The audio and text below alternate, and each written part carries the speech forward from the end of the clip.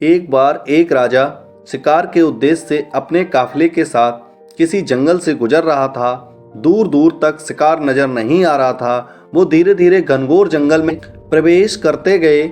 अभी कुछ ही दूर गए थे कि उन्हें कुछ डाकुओं के छिपने की जगह दिखाई दी। जैसे ही वे उसके पास पहुंचे कि पास के पेड़ पर बैठा तोता बोल पड़ा, पकड़ो पकड़ो, एक राजा आ रहा है, इसके पास बहुत सारा सामान है, लूटो लूटो, जल्दी आओ जल्दी आओ।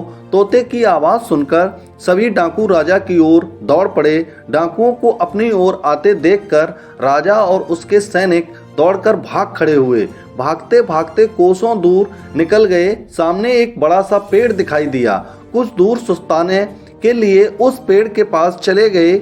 जैसे ही पेड़ के पास पहुंचे कि उस पेड़ पर बैठा तोता बोल पड़ा, आओ राजन, हमारे साधु महात्मा की कुटी में आपका स्वागत है, अंदर आइए, पानी पीजिए और विश्राम कर लीजिए। तोते की इस बात को सुनकर राजा हैरत में पड़ गया और सोचने लगा कि एक ही जाति के दो प्राणियों का व्यवहार इतना अलग अलग कैसे हो सकता है। राजा को कुछ समझ नहीं आ रहा था। वह तोते की बात मानकर अंदर साधु की कुटिया की ओर चला गया। साधु महात्मा को प्रणाम कर उनके समीप बैठ गए और अपनी सारी कहानी सुनाई और फिर धीरे से पूछा, ऋषिवर, इन दोनों तोतों के व्यवहार में आखिर इतना अंतर क्यों है?